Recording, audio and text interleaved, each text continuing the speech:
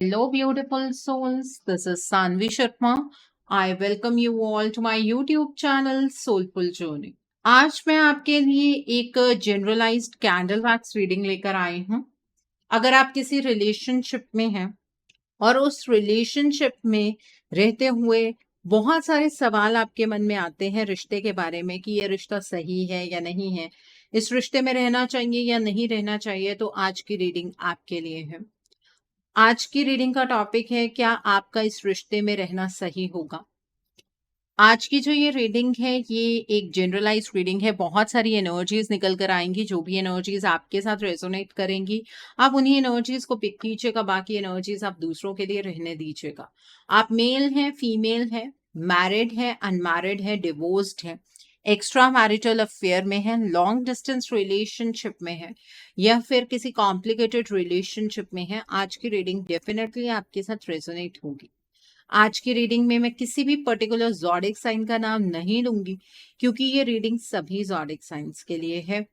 और आज की रीडिंग की कंफर्मेशन हम टैरो रीडिंग से भी करेंगे, टैरो डेक से भी चेक करेंगे जो एनर्जीज कैंडल वैक्स से निकल कर आएगी। सो रीडिंग को कंप्लीटली जरूर देखिएगा। जब तक मैं कैंडल लिट करती हूँ आप अपने पार्टनर के नाम के ऊपर फोकस कीजिए और फिर मैं आपको बताऊंगी क्या इस रिश्ते में रहना आपके लिए सही है या नहीं।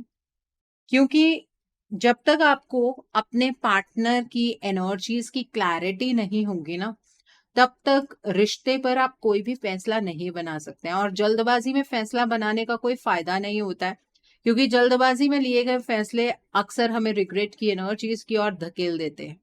ठीक है, तो क्या इस रिश्ते में रहना आपके लिए सही होगा? पहले आपके पार्टनर की एनर्जीज को समझते हैं।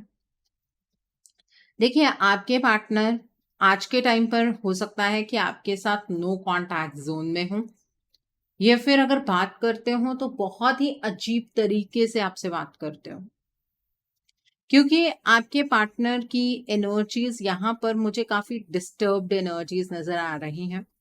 आप दोनों में ना एक दूसरे के साथ चीजों को डिस्कस करने की इच्छा तो बहुत ज्यादा है, लेकिन वो डिस्कशन हो नहीं पा रहा है। रिश्ते को लेकर मन में आपके सवाल इसी वजह से पैदा हुए हैं क्योंकि आपको ऐसा फील होना शुरू हो गया कि आपके पार्टनर ना आपके साथ ना पहले कभी लॉयल थे, ना आज वो आपके साथ लॉयल्टी निभा रहे हैं और ना कभी फ्यूचर में ये लॉयल्टी वो आपको दे पाएंगे। तो क्या आपने एक गलत इंसान को सिलेक्ट कर लिया, ये सवाल आपके मन में घूमता रहता है।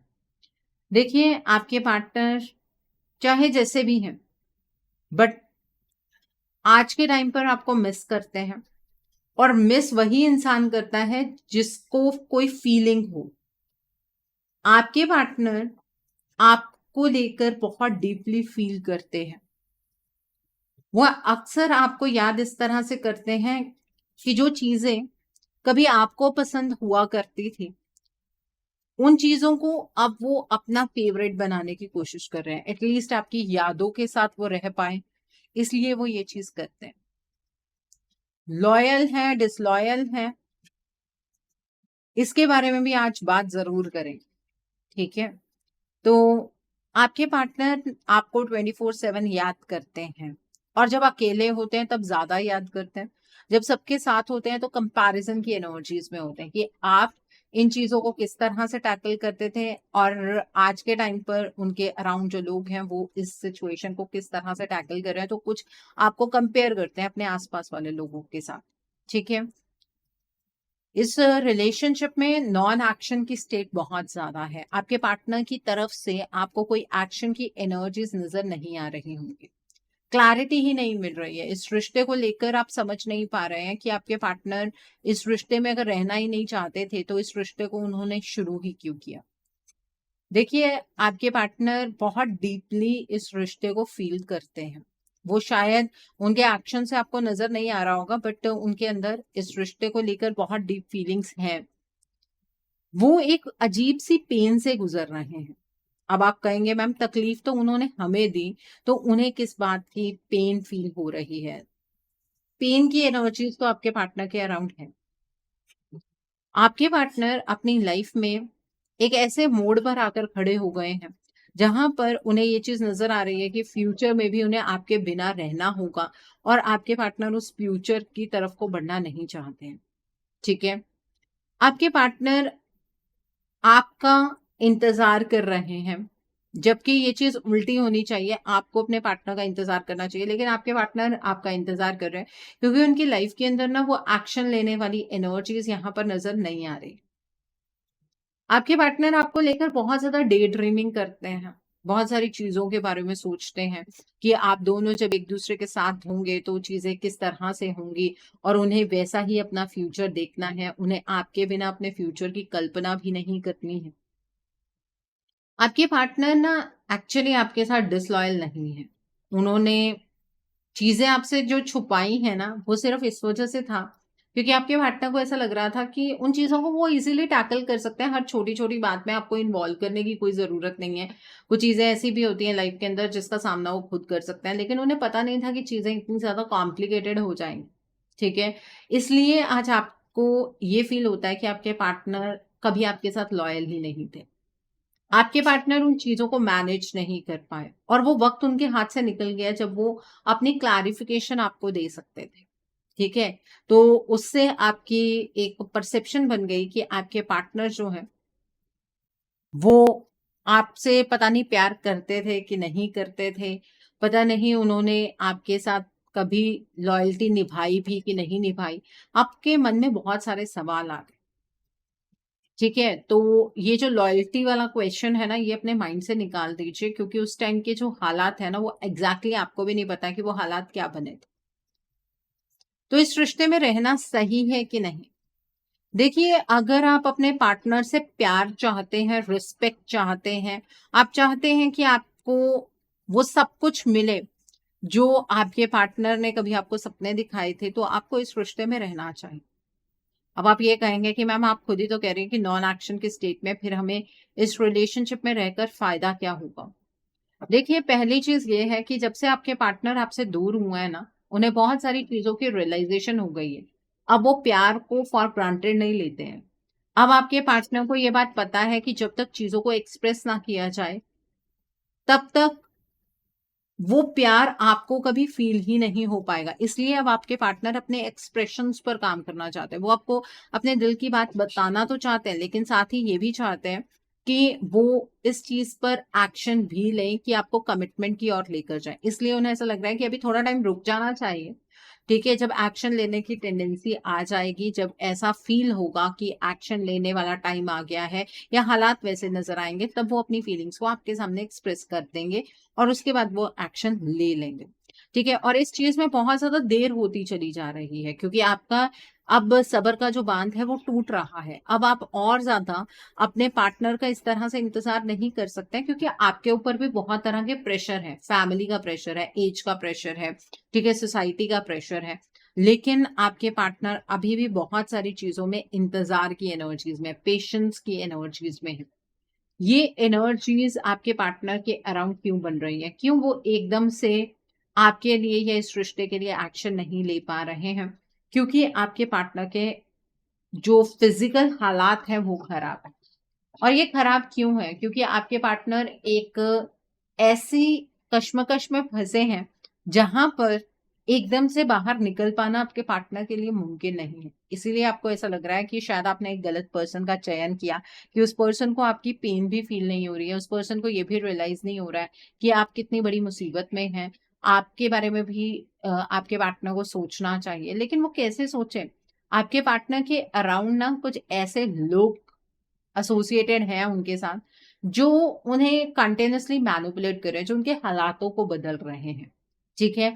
और इस वजह से आपके पार्टनर एक्शन नहीं लेना चाहते हैं। अगर आपकी लाइफ की सिचुएशन कुछ ऐसी बन गई है ना कि अब डिसाइड ही करना है, तो एक चीज़ अपने माइंड में बिठा लीजिए, अगर आप खुद अपने इस रिश्ते के लिए एक्शन लेने के लिए तैयार हैं, अगर आप खुद इस चीज़ के लिए तैयार हैं कि इस रिलेशनशिप की ब्लॉकेजेस को आप ओवरकम कर पाएँगे, आपको अपने पार्टनर के प्यार पर भरोसा है, तो इस रिश्ते में रहने का फ़ायदा है। आप उस चीज़ पर काम कर सकते हैं, चीज़ों को नॉर्मलाइज़ कर सकते हैं। अगर आप सिर्फ़ एक एक्सपेक्टेशन वाली एनर्जीज़ में हैं कि आपके पार्टनर आपके लिए बहुत सारी चीज़ें कर देंगे, आपकी एक्सपेक्टेशंस पर खरे उतरेंगे, फिर आपको अपने इस रिलेशनशिप से मूव ऑन कर लेना चाहिए। ये रिश्ता सही और गलत की बात नहीं है, ये एक्चुअली अब इस रिश्ते में टाइम की बात है। अगर आप अपने इस रिश्ते को इस टाइम पर वक़्त नहीं दे सकते हैं, आप एनर्जी चेंजेस नहीं कर सकते हैं, या आपको ऐसा लगता है कि आपने बहुत कुछ अपने रिश्ते के लिए कर लिया है, तो आपको अपने इस रिश्ते पर गिव अप कर लेना चाहिए, ठीक है? अगर आपको ऐसा लगता है कि नहीं, ये रिश्ता तो मेरा है और मुझे ही जीना है, चाहे मेरे पार्टनर के हालात जो भी हों, उन्हें समझने की मेरे अंदर इच्छा है और चीज़ों को बदलने की इच्छा है, तो आपको इस रिश्ते में रहना चाहिए। आपके पार्टनर आपसे प्यार करते हैं। वो ये बात समझ गए हैं कि आपकी रिस्पेक्ट भी उतनी ही ज़रूरी है, जो शायद आपके पार्टनर ने कभी शब्दों में आपके सामने बयाँ नहीं की, ठीक है? आपके पार्टनर ने अपनी फीलिंग्स को शब्दों में बयाँ नहीं किया और अब आपके पार्टनर उस फीलिंग्स को भी बयाँ करना चाहते हैं। लेकिन इस चीज़ में आपकी सिर्फ़ एक्सपेक्टेशंस काम नहीं करने वाली है। मैं दोबारा से आपको ये चीज़ कह रही हूँ, अगर आप अपने इस रिश्ते के लिए कोई एक्शन नहीं लेना चाहते हैं, फिर ये रिश्ता आपके लिए सही नहीं है, क्योंकि एक्शन पहले आपको ही लेना होगा। इसीलिए गाइडेंस आपको मिल रही है बार-बार। आप में से कुछ लोगों का ये मानना होगा कि मैम, हमें ही आप गाइडेंस दे रही हैं, हमारे पार्टनर को भी तो आप गाइडेंस दे सकती हैं। आपके पार्टनर ना अपनी एनर्जीज़ में नहीं है, अपने आस-पास वाले लोगों के इन्फ्लुएंस में ज़्यादा है।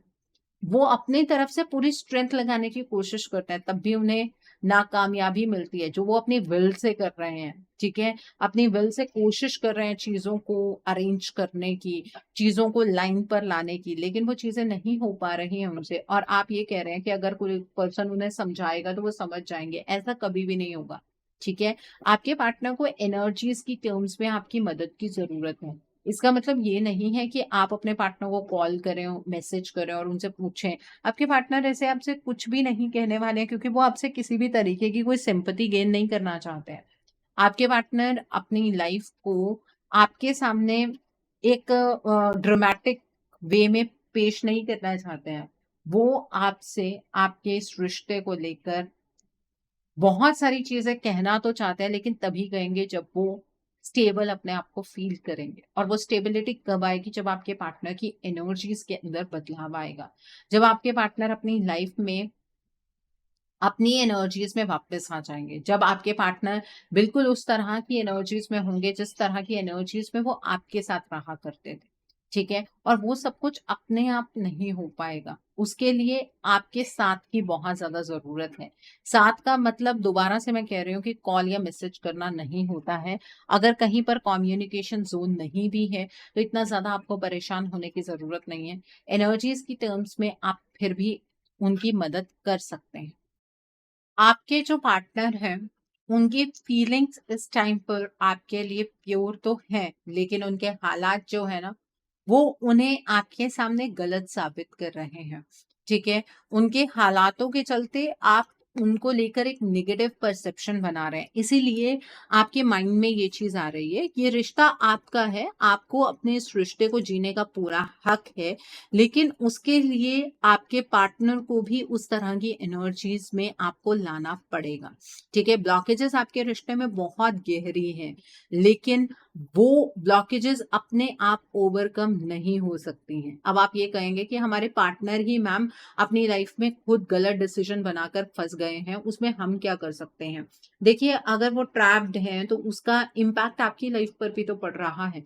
आप भी तो उनके साथ एक स्टेबल रिलेशनशिप जीना चाहते हैं, लेकिन वो रिलेशनशिप आप नहीं जी पा रहे हैं, क्योंकि वो अपनी एनर्जीज में इस टाइम पर नहीं है, ठीक है? तो ये रिलेशनशिप आपके लिए सही है, आपको इस रिश्ते में रहना चाहिए, लेकिन उसमें कुछ शर्तें हैं। रिश्ते में सिर्फ रहकर आप अपने पार्टनर का इंतज़ार नहीं कर सकते हैं, क्योंकि आपका ये इंतज़ार कभी खत्म होगा ही नहीं इस तरह से, ठीक है? सो अपने रिश्ते को लेकर अगर आप एक्शन लेने के लिए तैयार नहीं हैं, तो रिश्ते से प्लीज़ मूव ऑन कर लीजिए। अपनी लाइफ को होल्ड करके आपको रखने की ज़रूरत नहीं है। ओके, सो आइए अब हम इस डेक से जान लेते हैं कि क्या इस रिश्ते में रहना आपके लिए सही है? क्या आपको इस रिश्ते में रहना चाहिए? आइए जानते हैं। क्या आपको अपने इस रिश्ते में रहना चाहिए? यहाँ पर द मैजिशियन का कार्ड है, 7 ऑफ वैंड्स का कार्ड है, the next card over here is page of pentacles का कार्ड है। The next card is S of cups का कार्ड है। The next card is the chariot का कार्ड है। The next card over here is nine of wands का card है। The next card is three of cups का card है। The next card is nine of pentacles का card है and bottom of the deck पर seven of swords का card है। देखिए, आपके इस रिलेशनशिप में जो कुछ भी घटित हुआ है उसकी वजह से ना आपको अपने पार्टनर के साथ बहुत सारे ट्रस्ट इश्यूज हो गए। आप अपने पार्टनर पर किसी भी तरीके से भरोसा नहीं कर पा रहे हैं। आपको ऐसा फील होता है कि आपके पार्टनर ने आपको धोखा दिया, आपके पीठ पर छुरा भौंका, आपके पार्टनर पहले से ही आपसे चीजें छुपा रहे थे, आपको ऐसा फील होता है। लेकिन आपकी इस परसेप्शन की वजह से भी ये रिलेशनशिप हैंग जोन में है। एक्चुअली आपके पार्टनर को बैकस्टैब किसी और ने किया है। आपके पार्टनर ने आपको बैकस्टैब नहीं किया है। आपके पार्टनर किसी गलत इंसान पर भरोसा कर बैठे हैं और उस पर्सन ने अपनी नीड्स को फुलफिल करने के लिए आपके पार्टनर की एनर्जीज को बदला। आपके पार्टनर जिन लोगों के आसपास हैं, मतलब उनको जो सराउंड करते हुए लोग हैं, उनमें से कोई ऐसा पर्सन जरूर है जो आपके पार्टनर को आपकी तरफ नहीं बढ़ने दे रहा है।